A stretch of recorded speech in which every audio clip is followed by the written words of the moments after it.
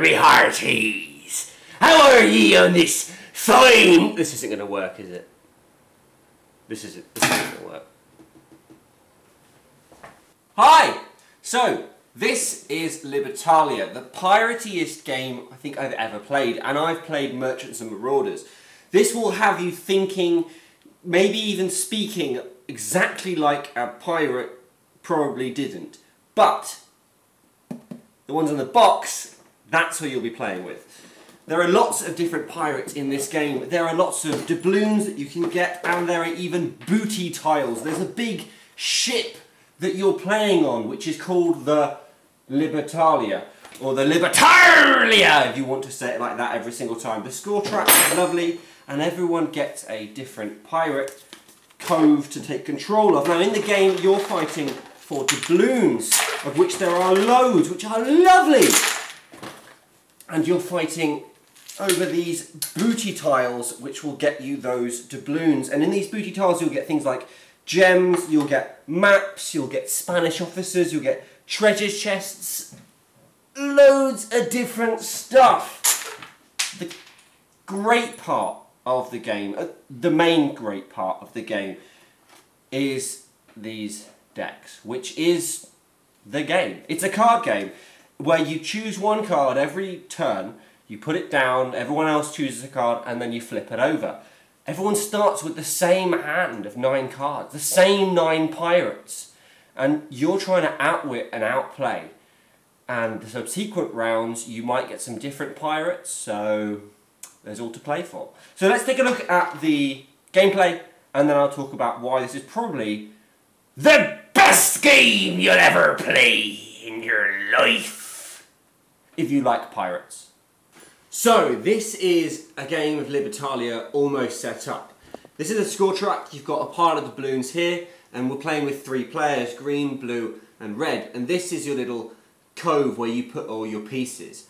There's going to be 3 weeks, and each week there's 6 days. And on every day, there's a number of booty tiles equal to the number of players. So here there's 3. They're drawn randomly from this bag, so you don't know what you're going to get out. And here you can see there's a good mix. So on every day, you're going to be playing 1 card, and every day you're going to be competing for usually one booty tile. And you don't want to be left with the rubbish one, and you want to get the good one, but you're not always going to have the best card, because you're going to have to play your good cards sometime, and someone else is going to have those same good cards, because remember what I said, you start with the same hand of 9 cards. After the first week's up, because you've played about 6 cards, because some cards you can pick up and some cards you can put down more cards, you'll end up with about 3 cards at the end of the week. And then you'll draw another 6 cards, which are all the same for every player. And then that next week you'll use those same night, you'll use 9 cards to play another 6 cards, and then you'll draw another 6 cards for the 3rd week. Hope you're still with me. So let's go through the rest of the setup. Green will shuffle their deck, for example, and they'll draw 9 cards. Everyone else will then draw those same 9 cards, as green will then read them out. So everyone might start with number 6, number 7, number 26, number 2, number 4, number 8, number 10, number 3, and number 11. That's probably not 9 cards, I really hope it is. So at the start of the week, every player draws 10 doubloons and puts them in their tavern. At the end of the week, you'll be getting rid of all your doubloons and getting that many points. And the next week, getting another 10, and so on. At the end of the game, the person with the most points wins. So this is the first day, and everyone's chosen to put in a card. They've maybe thought about it quite a lot. And then, once all the cards have been chosen, they get flipped over and arranged in order of rank. This is rank 26. It's a quartermaster. It's got a special power that happens during the day and one that happens at the end of the week. It's also got a little sub-rank, which is this silver number here, which on this card is number 6, which is the highest. So this one goes right at the top. Number 26 here, this has got a grey number 5, so sub-rank 5 goes after it. This one also rank 26, sub-rank 1, so it goes after it. If there were any numbers number 8, for example, that would go at the very end. If there was a number 30, for example, it would go at the very front because it's a higher rank. Just because they're the same number rank, it goes by their sub-rank. So, blue goes first, sort of. The daytime happens backwards. So, this guy would say, gain 1 doubloon for each of your booty tiles. He doesn't have any. Green doesn't have any. Red does the same, doesn't have any. Blue does the same, doesn't have any. You then go dawn, you go backwards, so the person at the front would then get to pick up a booty tile. That's the important thing. He gets first choice, which means he takes the treasure chest. Now, red was probably hoping no one else would play their number 26, but unfortunately blue took it, and he got it. So blue gets his treasure chest, and then red decides whether to take a barrel or a map. He's going to go for the map. And then green is left with the barrel. And that's how the game plays. And then those cards get wiped. Well, they return to your den, so you get all your men back. Because they didn't die, because they might die. There are cards which can kill other cards. There are these tokens which can kill other cards. Lots of men can die, and I'll explain how that happens. So let's go through all these booty tiles. You can see that you're competing for them on a daily basis, but what you're competing for mainly is points. These are barrels, jewels, and treasure chests, and they're worth 1, 3, and 5 points. So everyone's usually going for the treasure chest because they're just a good amount of points, and you take it and you put it in your den and then at the end of the week you get rid of it and you get 5 points.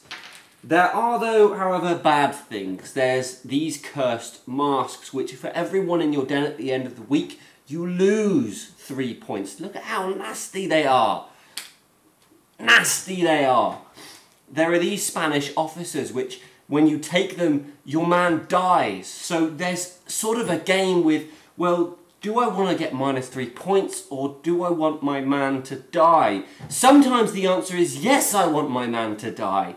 So someone else will end up killing their man because they want your man to survive. For example, the quartermaster. He loses you points at the end of the week. There are these sabres. If you pick these up, you get to kill one character in the den to your left or right. So, for example, in this game, in the second round, you could pick this up and kill one of your opponent's quartermasters. Great, but you don't want to do that. You don't want to do that. But you could kill something else. And last but not least are these maps. 1 map is worth 0 points. 2 maps are worth 0 points. 3 maps are worth 12 points. It's a lot of points. And when you see someone going for maps, everyone has to try and stop them. But if you're going to try and stop them, all you get is a map. So it's about trying to play other people as much as trying to play your own game. Now, the real beauty of this game, as I've said, are these cards. They are so, so nice. Look at the artwork. You could stare at this for ages. The production quality is fantastic, but that's not what I'm talking about when I say how great they are.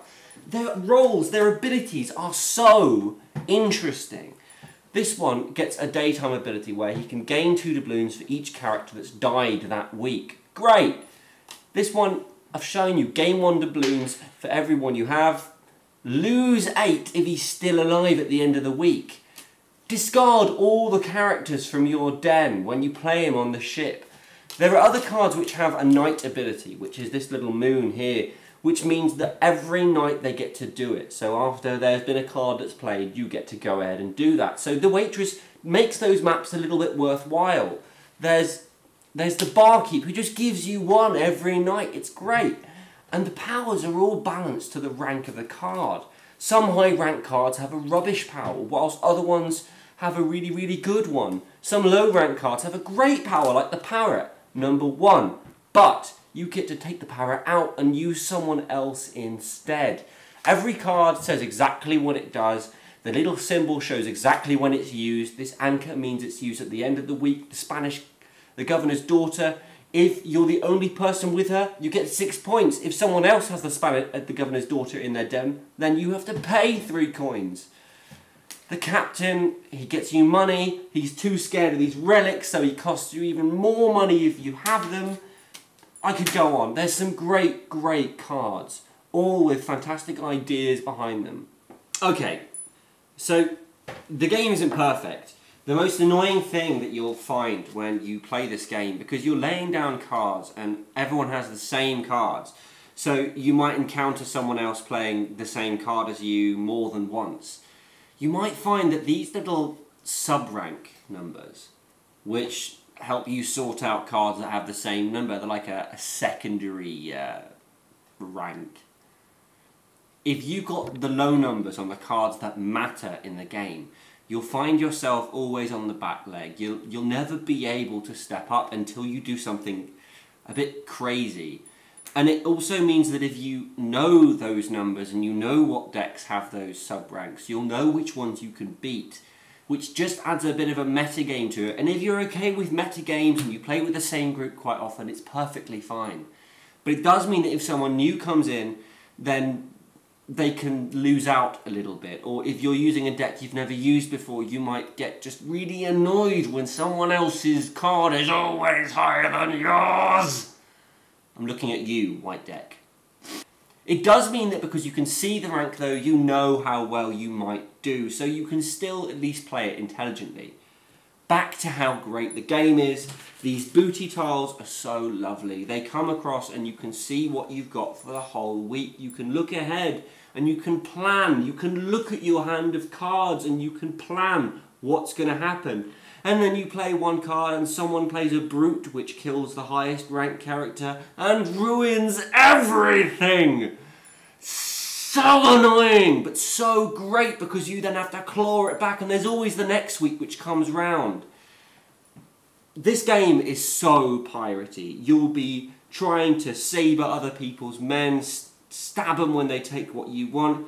You'll be trying to claw things out of nothing. You'll be playing cards to sneakily get on by and telling him to kill him because he's got the most points. Trying to push other people's men into Spanish officers so they get taken captive and yours run free, maybe even with a cursed mask or maybe even with a treasure chest. There's a fine line on every day. Some days are horrible, some days are great, some days are a bit mediocre, some days are really polarised, so there's a treasure chest and 3 masks. No one wants the mask, so everyone's going to go for the treasure chest, but do you just have to kind of sit tight or maybe play your cabin boy who just takes no tiles at all? This game, play it. Play the game, play the game, play it. Play the game, play it. Yar! So thanks for watching my review of the game Libertalia. I advise you play it if you like a game which requires a bit of thought and a bit of sneaky pirate thinking. Have a great week, landlubber. Hey ho ho, you'll cruise the forest shores. Sing it, lads! Show him you've been practicing! Out of doors.